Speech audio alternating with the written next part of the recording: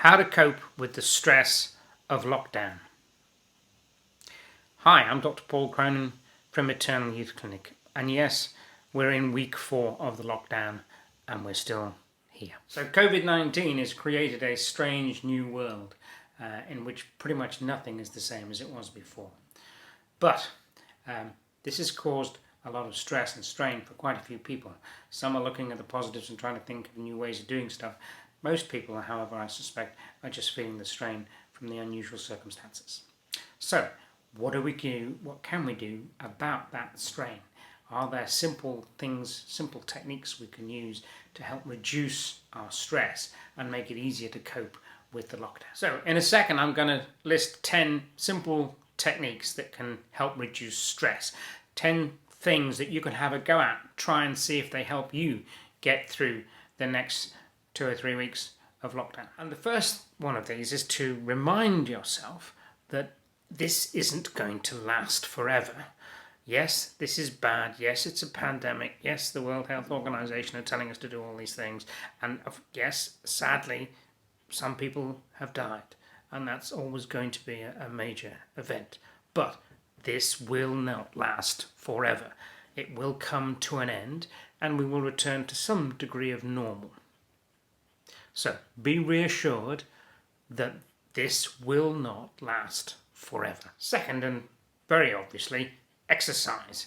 The one good news is that the government is still encouraging you to spend at least a half an hour to an hour every day doing some form of exercise, preferably outdoors.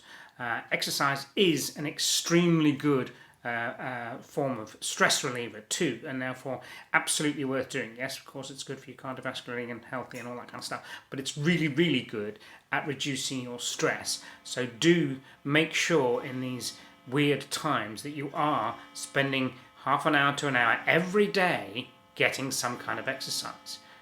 3, yoga. Now, I know yoga is a form of exercise and we've just discussed exercise, but yoga is kind of more than exercise. Yoga is a spiritually balancing thing too. It's about focusing your mind. It's about sort of chilling your anxieties, and it's really good from that point of view. So it's a combination of movements and poses and stretches which allows your brain to focus on itself and on relaxation and on calming and less on all the worries that are bashing around inside your head. So yoga is particularly good and therefore worth looking into. Number 4, Tai Chi. Now, Tai Chi and yoga are very similar in nature, just obviously from different environments. One was from China and one was more from India. But fundamentally, Tai Chi is again a series of movements and poses and ritual which helps to focus the mind on a positive, and therefore that's very, very useful. And the nice thing about both Tai Chi and yoga is that both those forms of exercise are easy to learn, but also, more importantly, there are apps available on both iPhones and Androids that can show you the poses and show you how to do them, make sure you're doing them correctly. So it's a nice, simple thing to do at home. And both of them can be done in your bedroom, in the living room, out on the lawn in the garden. You don't have to go outside, you don't have to go to a gym, you don't have to go to classes. Obviously right now you can't go to classes. So therefore learn these things, trial these things for yourself at home, and you'll be surprised at how well they work for you. Yoga and Tai Chi. Number 5, meditation and mindfulness. Mindfulness is the one that everybody's talking about at the moment, but meditation is a very similar, related thing. And both of these allow your brain to concentrate on the positive, to concentrate on good things in life and worry less about the negatives and the issues. And along with this is a thing called gratefulness, which really is a good idea to make you realize how good your life is. So mindfulness, meditation, gratefulness, all these things are about refocusing on the positives in your life. So meditation is about sitting in a calm, relaxed environment, either with a little bit of music or a candle to focus your attention on, and just taking time to breathe in and out and relax and chill. That's something that you have to practice at. You get better at it the more you do, but certainly it's worth you to have a try.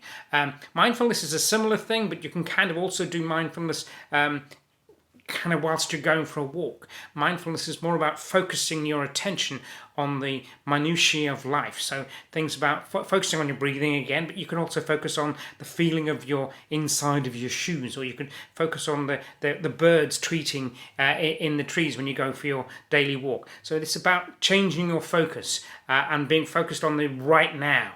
They do say that what happened in the past we cannot fix. What might happen in the future we have very little impact on. So just concentrate on the right now. And mindfulness is about living in the right now and enjoying and reveling in the right now. So mindfulness, meditation, all those kind of things are really useful for clearing the brain from all the anxieties of the day. Number 6, get plenty of sleep. It may seem like a very trite thing to say, and one of the problems of any form of stress is it can interfere with sleep. But certainly losing sleep, suffering from lack of sleep, is a stressor of itself, and therefore make sure you are getting plenty of good sleep. This may involve changing some of your environment in the bedroom, may involve changing some of your routine. So, for example, take electronic equipment out of the bedroom. Don't sit and watch telly at night. Don't play with your iPhone before going to sleep. Preferably don't even have the iPhone in the bedroom. So do things like that to help your brain, as it were, slow down in the run-up to going to sleep with something that's soft and gentle. Gentle music, a gentle reading of a book. Again, you can try the meditation at this point in the time, but allow yourself to kind of wind down a bit before you try to go to sleep, and that makes it easier for you to get to sleep. And being well slept, if that's an appropriate word, is good for you, both from the point of view of physically, but also from a point of view of stress reduction. So yeah, get plenty of sleep. Number 7 is music. And music certainly can be very soothing. Music certainly can be very good at reducing stress. A lot of people find solace in music. Now, it very much depends on what kind of music you like, and certainly for me personally, the sort of thrash metal may not be very soothing, but there are plenty of musical styles available and plenty of music that we enjoy and like, and spending time just chilling and listening to music again can be a good way of setting up the nighttime routine, but again on a sort of daily basis it can take you out of yourself for a while, take you away from your worries, and therefore help to reduce your stress. So yeah, music is certainly a very functional thing to use, and chosen wisely absolutely can help reduce your stress. Number 8, a thing called EFT, or that tapping thing. I think it's called the emotional freedom technique, and it involves tapping various points on your face and your body, and I have to say you'd have to go and look it up, but there are people who do swear by it and say that it's actually very, very helpful. So it's certainly worth looking. It's called the EFT, or the tapping technique. If you look it up on Google, there are plenty of YouTube videos showing you exactly where the points are and what do you do. And again, it's worth a try. It's not like you haven't got enough time to try these things. Plenty of time available at the moment. So give it a go and see if it works for you. You may well find that some of these things I've described work really well and some of them don't work so well. So find the ones that work well for you and do them. So remember the EFT, or the tapping technique, emotional freedom technique. Chase it up on Google, see whether you think it works for you. Now, number 9, I have to mention acupuncture and hypnosis. Now, truthfully, with the current lockdown, you really need a therapist for acupuncture or hypnosis, and therefore that's not really very appropriate.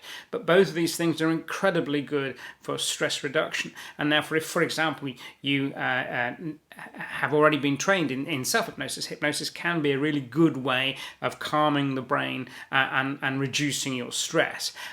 You may even find hypnotherapists online offering to do kind of virtual services where they can do it over Skype or FaceTime. I'm not sure, I haven't check that one out myself, but hypnosis and acupuncture are just so good at stress reduction that I couldn't not mention them, even though in fact they're probably less available at this present time. So yeah, hypnosis and acupuncture. The most important one probably is chat to a friend or a relative. We are, as we've said on several occasions, social creatures, and we really do benefit from talking to other social creatures. Now, one of the nice things about the technology available today is you don't have to be in the same room with somebody to talk to them. And certainly with phones and texts and Skype and FaceTime and all those other things, you can still connect with people on a social basis, on an intellectual basis, on a physiological basis even, directly with them, and get that feedback that you need, get that solace that you need from chatting to friends and relatives. So just because you can't be in the same room, absolutely you can connect with them on a very important level, and that can help reduce your stress. So please don't forget that. Just because we're supposed to be doing social distancing doesn't mean you can't do any socializing. You just physically can't do it in the same room. So yeah, chat to a friend or a relative can be a really good way of dealing with stress. So there were 10 simple things you can do, and I think it does bear repeating the first one. This isn't going to be forever, okay? So just relax. Take a moment to chill. Enjoy the time you have off. Enjoy your life as you've got it at the moment. Enjoy the sunshine streaming through the windows. Enjoy the fresh air that you can get out to walk in. Enjoy listening to the bird song outside in the garden. All those things can really help to allow your brain to relax a little bit more and reduce your stress levels. So don't forget that, and certainly don't also forget that this isn't going to last forever, and it will eventually stop, and things will return to some degree of normal. Anyhow, hopefully by then, when that happens, maybe we'll have learned something more about ourselves, something about other people. We'll learn, if you like, what is important to us, and more importantly, what isn't important to us. So maybe the world we come back to isn't going to be exactly the same, but with any luck it's going to be better, because we're going to appreciate more what we have and what we had lost for a while and what we will get back again. So those things are a positive way of looking at what is going on in the world right now, and that certainly might help. Okay, let me finish off with the mantra. Stay home, stay safe, stay well, save the NHS, and save lives. Thank you.